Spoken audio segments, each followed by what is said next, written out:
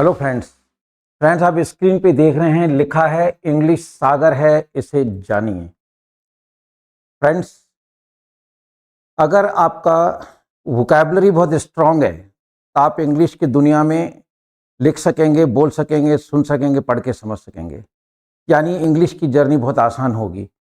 इसलिए वोकैबुलरी का proper use आना जरूरी है, मैं हमेशा कहता आया हूँ। एक और इम्पॉर्टेंट छोटा सा वीडियो आपके सामने है, देखिए। इंग्लिश सागर है, इसे जानिए। कहना ये चाहता हूँ कि सागर को जानने के लिए क्या आपके पास समय, धैर्य का होना जरूरी है। फ्रेंड्स, देखिए, ये आप शब्द देख रहे हैं। इन शब्दों को अगर हम वैसे देखते हैं तो इनमें से अधिकतर का मीनिंग लोग कहते हैं कहना। ऐसा नहीं है। हर शब्द का अपना एक यूज है, उसकी अपनी एक एग्जिस्टेंस है। उसकी एग्जिस्टेंस यानी कि उसकी मतलब जो महत्वता को समझना जरूरी है। देखिए, स्पीक का मतलब बोलना होता है। अब बोलना क्या होता है? कई बच्चे बहुत देर से बोलना शुरू करते हैं तो पेरेंट्स को चिंता हो जाती है, डॉक्टर के पास लेके जाते हैं कि ये 2.5 साल का हो गया, कुछ बोलता नहीं है। यानी गले से शब्दों का निकलना स्पीक कहलाता है। तो स्पीक को आप वहीं बोलें जहां पर अपन गले से शब्दों का निकलना हो। से यानी कहना। जैसे आपने मम्मी को कोई बात कही, वो से है, बताई नहीं होगी। हम कहने का टेल भी बता देते हैं, ऐसा नहीं है। से यानी कहना। आप घर से निकल रहे थे, मम्मी को बोला मम्मी मैं जा रहा हूँ, फ्रेंड का बर्थडे है, शाम को आऊँगा। This is say. I said to mom. Said मतलब से की सेकंड फॉर्म। टेल यानी बताना या सुनाना। अगर किसी की बात आप किसी को बताते हो, किसी फ्रेंड की बात आप मॉम को बता रहे हो, वो बताना कहलाएगा, कहना नहीं कहलाएगा।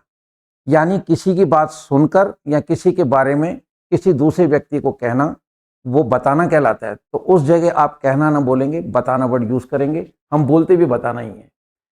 सुनाने के लिए इंग्लिश की दुनिया में कोई वर्ड नहीं है। सुनाने के लिए हम टेल ही यूज करते हैं। तो टेल का मीनिंग बताना भी होता है, सुनाना भी होता है। ओरेट मतलब भाषण देना। कई लोग आते हैं ना कि बेवजह भाषण देना शुरू कर दें, तुम ऐसा करो, ये करो, वो करो। फालतू की मतलब जैसे कहते हैं बकवास करना या बोले जाना फालतू का, दिस इज कॉल्ड, ठीक है, भाषण देना, और इंग्लिश में ओरेट कहलाता है। नरेट का मतलब आख्यान करना या कथा करना। कथा मतलब जैसे मान लो, है ना, किसी पर्टिकुलर मान लो जब भगवान के बारे में कथा की गई, कोई कृष्ण पे बोलता है, कोई राम पे बोलता है, कोई, है ना, भगवान शिव पे बोलता है, तो वो जो कथा करते हैं उसके लिए हम नरेट वर्ड यूज करेंगे। प्रीच का मतलब प्रवचन देना। अब प्रवचन जो लोग देते हैं, है ना, वो धर्म के बारे में देते हैं, ये धर्म है, ये है, वो है, ठीक है, और उसको सही रास्ता दिखाना, दैट इज कॉल्ड प्रवचन। क्लियर? अटर का मतलब होता है, सॉरी, प्रीच हो गया। अटर मतलब आवाज निकालना। मतलब अटर एक्चुअली ऐसा शब्द है जैसे हम लोग खुशी में आवाज निकलती है, वाह ऐसा कर दिया है। या जैसे मान लो कोई अनहोनी हो गई, ओ माय गॉड। अब यहाँ ओ माय गॉड का मतलब शब्द नहीं है। यहाँ पे खुशी या दुख का एक जाहिर करने के लिए कुछ गले से आवाजें निकलती हैं। उन आवाजों को निकालने के लिए हम अटर वर्ड यूज करेंगे। स्टेट मतलब व्यक्त करना। कि व्यक्त मतलब अपनी कोई मतलब बात है, आप व्यक्त कर रहे हो किसी के सामने, that is called state. Address का मतलब संबोधित करना। जब इलेक्शंस आते हैं तो मिनिस्टर्स लोग आते हैं और वो लोगों को एड्रेस करते हैं, संबोधित करते हैं कि हमारी पार्टी ने ये काम किए और आप अपना वोट हमारी पार्टी को देंगे। This is called addressing. एक आता है आस्क यानी पूछना। किसी से हम कुछ पूछते हैं तो वहाँ पे आस्क वर्ड यूज करेंगे, वहाँ पे से, टेल ये वर्ड यूज नहीं करेंगे। एक्सेंट का मतलब होता है लहजा। कहते हैं यार उसका एक्सेंट बड़ा प्यारा है। कई लोग बात करते हैं तो उनकी आवाज़ बहुत मधुर होती है, उनका जो फ्लो होता है, उनका जो एक्सेंट होता है बहुत प्यारा होता है, तो उनके लहजे को हम एक्सेंट वर्ड यूज़ करेंगे।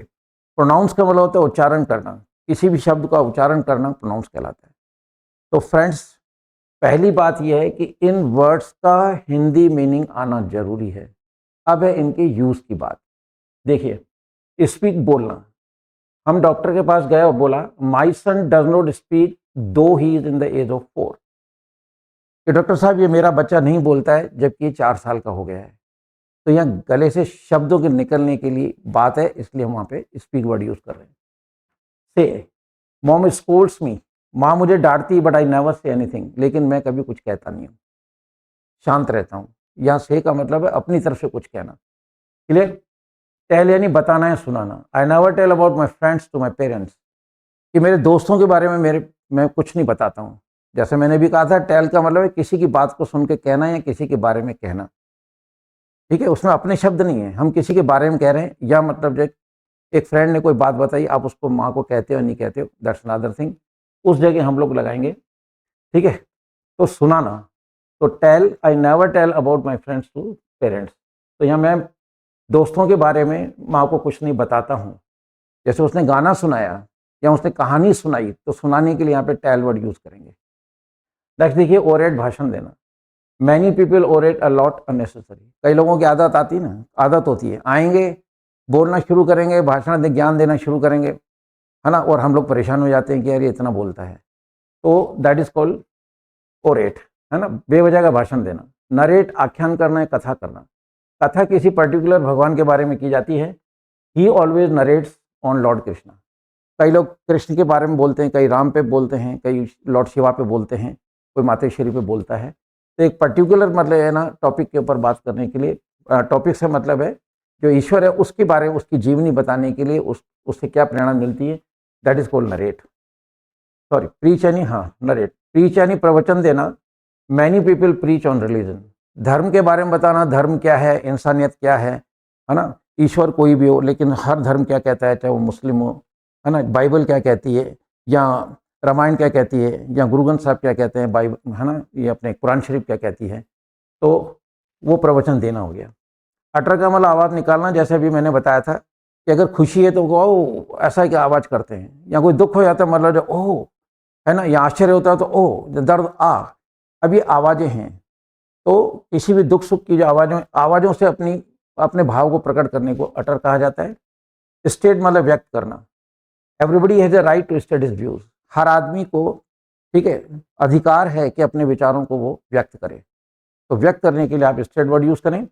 एड्रेस, संबोधित करना। जैसे भी मैंने बताया, ministers address to people to cast their votes in favour of party.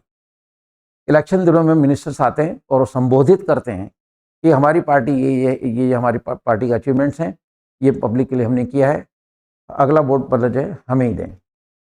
Ask यानी पूछना होता है। Don't ask irrelevant questions to anyone.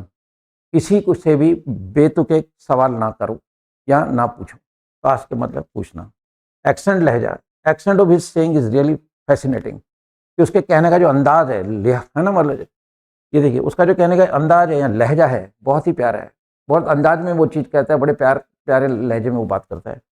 Last है प्रोनाउंस, उच्चारण करना। We must pronounce the words clearly. हमें शब्दों का उच्चारण बिल्कुल क्लियर करना चाहिए। तो फ्रेंड्स, आपने देखा कि इस चीज़ को माइंड में रखिए।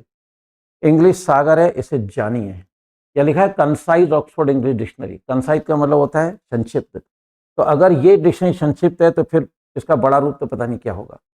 तो फ्रेंड्स, मैं आपको मैसेज ये देना चाहता हूँ कि इंग्लिश सागर है। हर शब्द का मीनिंग जानने की कोशिश करें। पहली बात, शब्द आना चाहिए, उसका मीनिंग आना चाहिए, उसका यूज होना चाहिए।